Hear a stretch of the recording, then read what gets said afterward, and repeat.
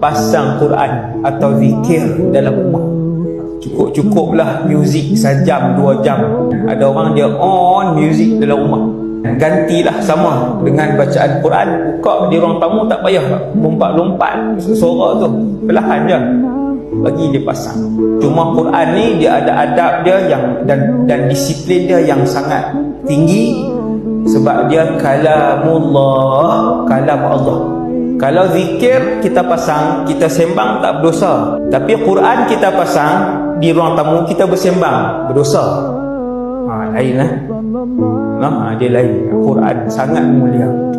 Pasanglah Quran dalam bilik ke, dalam apakah, surah apa pun tak apa. Cuma yang lebih bagus Nabi ajak pula.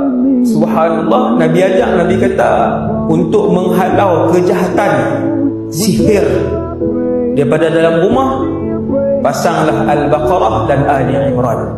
Pasanglah setiap hari. InsyaAllah nampak kesan dia walaupun sikit. InsyaAllah.